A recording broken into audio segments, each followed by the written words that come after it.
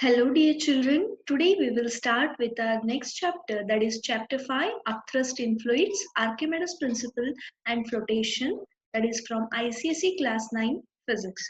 So here the part A is Upthrust and Archimedes Principle.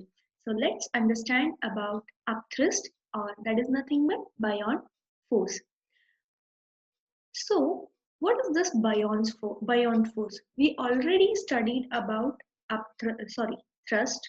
So based on this thrust, we will study about upthrust. So thrust is nothing but force per unit area of a body. So now here we are using the word upthrust. So what does it mean? Upthrust. See here, upthrust. Upward force acting on a body is known as upthrust. So when this upthrust happens, see, when a body is partially or completely immersed in a liquid, we will feel, or the body will feel, an upward force which acts on it. It is known as upthrust or Bion force. And the property of a liquid to exert an upward force on a body immersed in it, it is known as buoyancy. That property is known as buoyancy. So I'll give you a simple example. Take empty water bottle and fit cap. Okay. Next, try to immerse it in a tub of water. So you will come to know that the water bottle is not going inside unless and until you apply large amount of force on it, then you will be able to immerse it in the water. So while immersing, you will feel some amount of opposition your offered on your hand, and that opposition is nothing but up thrust, that is upward force acting on a body, upward force acting on a body, okay, by the liquid in which it is immersed. This is known as upthrust. So there are two force acts on a body when body is immersed in liquid. Okay, two force acts on a body. So which are those two forces? So when you try to immerse anything into a liquid, the first force which acts is weight of the object. Here in this diagram you can see that there is an object, okay, and we are immersing that into water.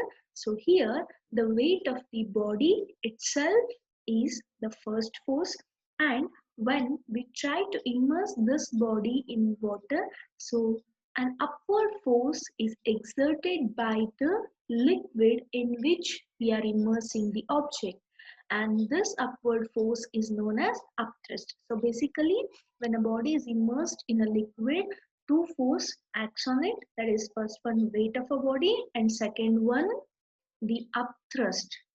Okay, that is nothing but a Bion force. So let's understand it once again. So just take a empty can and close its mouth with an airtight stopper. Now put it in a tub filled with water. It floats with a large portion of it above the surface of water and only small portion of it below the surface of the water. So now what you will do is you will try to push the can into the water. So when you try to push the can into the water, you will feel some amount of opposition on your hands also, and that is nothing but the upward force which opposes the push, and we find it difficult to push the can further into the water. So it is also noticed that as the can is pushed more and more into the water, we need more and more amount of force to immerse it completely. So once the can is completely immersed in a tub of water, you don't need any extra force, but you have to maintain the applied force. That is, you need a constant force to hold it in water. So now what happens? Now after some time you leave the force.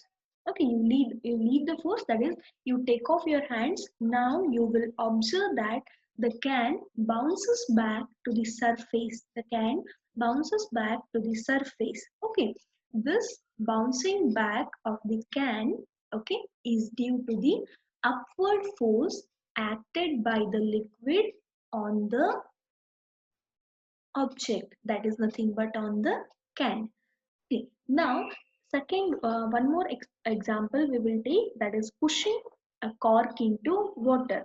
So take a cork, okay, just try to immerse it. So already the cork, what happens? The 2/5 of its volume will be inside the water. Now just try to immerse it completely in the water. Okay, so here also your fingers will feel some amount of upward force. When you remove your finger from the cork, again the cork jumps back to the surface, and you will observe that there is a upthrust on the body due to the liquid. Okay, so here also the behavior of cork will be similar to the behavior of a can.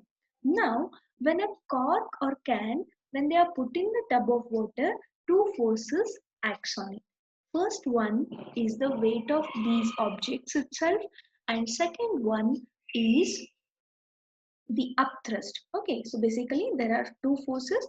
Its weight, that is nothing but the force due to gravity we can call, which is always downwards. Okay, so that we note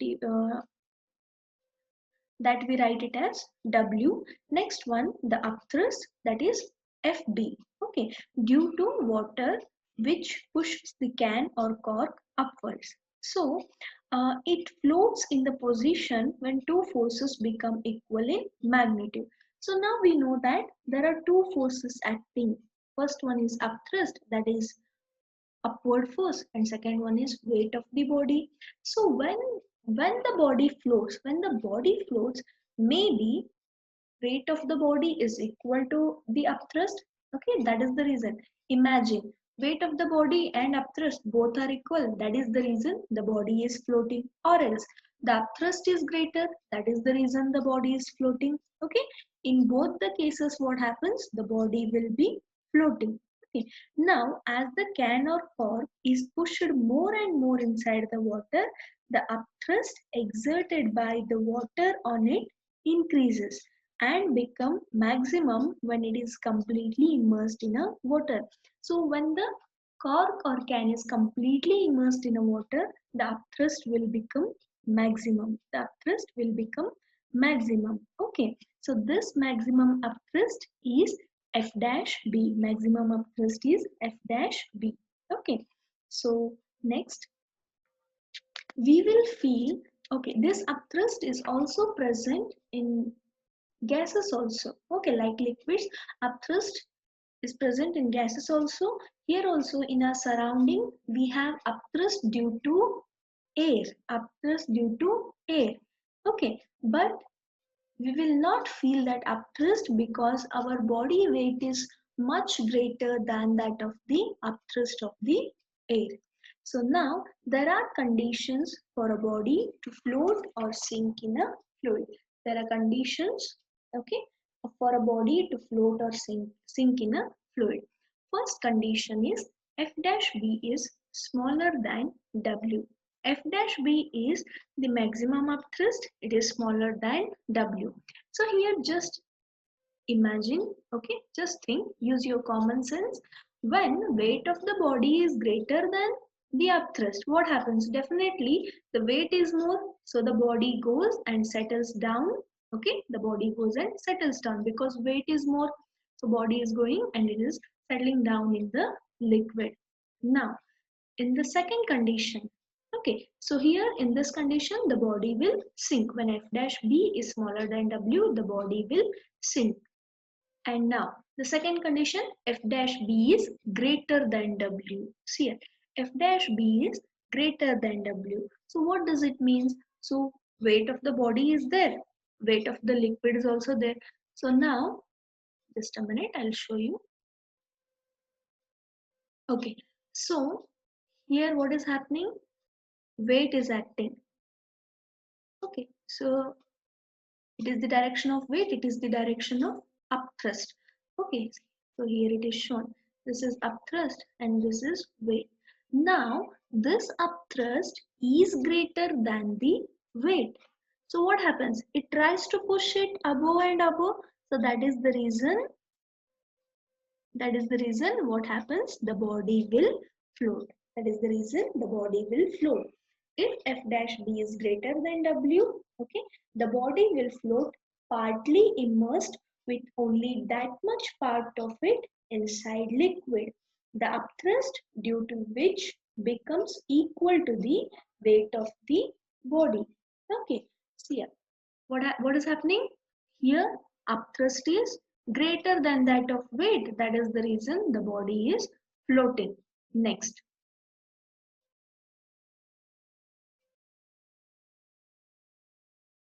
Okay.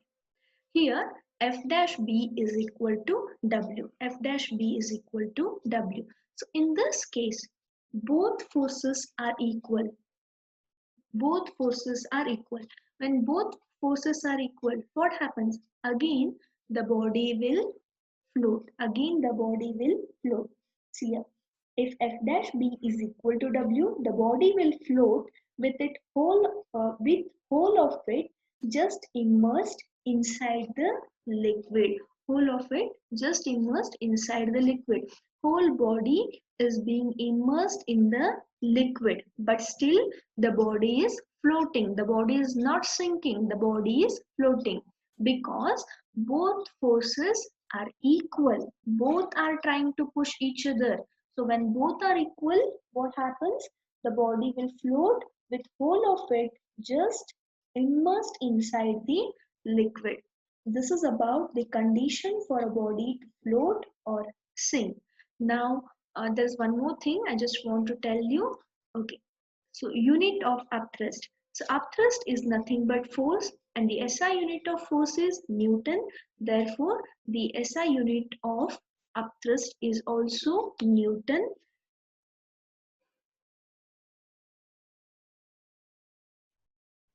Okay, children, let's study about the characteristic properties of upthrust. So, this upthrust, that is upward force, has some characteristic properties, and about that we will study now. The first one is larger the volume of the body submerged in fluid, greater is the upthrust. So, here you can see that as the volume of the submerged body, here is a body which is submerged in a liquid. Okay, so as the volume of this body increases, what happens? The upward force also increases. So as you try to, so when you are trying to push a cork and can into the water, so when you were immersing a can into the water, there was a maximum upthrust. Okay, so the first characteristics is larger the volume of a body submerged in a fluid, greater is the upthrust. As the volume of a submerged body increases, upthrust increases. Second one, for the same volume inside the fluid, more the density of fluid, greater is the upthrust. So what is this? See here. Now there are two liquids. First one is water and second one is mercury. Mercury is denser than water. So now we have two objects. These objects are having same volume. Now the volume is same. But what differs? Density differs. Density of mercury is greater than water. See here, when density is greater, so what happens? Upthrust will be more. When the density is greater, upthrust will be more. See here. If we place a piece of cork A into water and another identical cork B into mercury, we will notice that both A and B floats, but the volume of cork B immersed in mercury is smaller as compared to the volume of cork A immersed in water. The reason is that the density of mercury is more than that of water.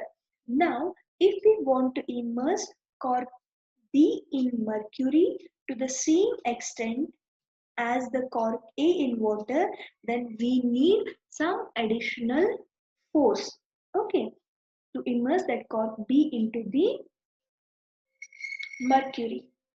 So this shows that for same volume of a body inside the liquid, denser liquid exerts greater upthrust. So here you can see that mercury is exerting greater upthrust. So this is about the. Okay, children, the third characteristic properties, the upthrust acts on a body in upward direction at the center of buoyancy, that is the center of gravity of the displaced liquid. So let us understand this one.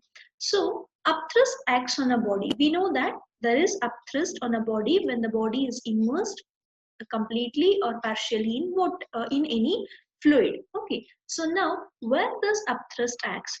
This upthrust acts at the center of buoyancy. Okay, center of buoyancy. So here I'll show you. So in the first case, for uniform body completely immersed inside a liquid. In first case, the body is completely immersed inside the liquid, and here what happens? The center of buoyancy coincides with the center of gravity. So where does the weight acts? Weight acts at center of gravity. And where does the buoyancy acts? It acts at center of buoyancy. So center of buoyancy and center of gravity will coincide when the body is completely immersed. Think that the body is completely immersed in the liquid. Okay. Now in the second case, what happens? When the body is partially immersed inside the liquid, when the body is partially immersed inside the liquid, what happens? The center of buoyancy is at the center of gravity of the displaced liquid. So for this body, the center of gravity is somewhere here. Okay, but the center of buoyancy, okay, we'll think that till here the body is immersed. So in this case, the center of buoyancy and center of gravity, they will not coincide with each other. See here. But if a body floats in a liquid with its parts submerged, the center of buoyancy B is at the center of gravity of the displaced liquid, which lies below the center of gravity of the entire body, which lies below the center of gravity of this entire body. Okay, so here it will be center of gravity and here it will be center of buoyancy. So these are the three characteristic properties of upthrust. So let's study about Archimedes principle. So before that, we will study something. What causes this Bion force? So why Bion force is there? See, a Bion force is the force on an object exerted by the surrounding fluid. So when you immerse something in fluid, Bion force will be acted. So when you try to immerse something in water, what happens? Water pushbacks uh, the object with the same force. We have already studied the Newton's third law of motion. What does it state?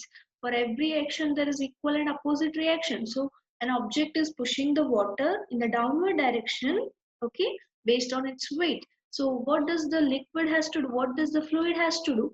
It also exerts the same amount of pressure in the upward direction, that is upthrust. See here, if the water can push back as hard the object is, so the object will float. If the water pushes back the object, because here in this case, here you can see the upthrust is greater, that is the reason the boat is floating. Okay, and here the steel is sinking because it is at the bottom, because the upthrust is less than that of the Bion, sorry, the upthrust is less than that of the weight of that particular body. So next we will learn Archimedes principle.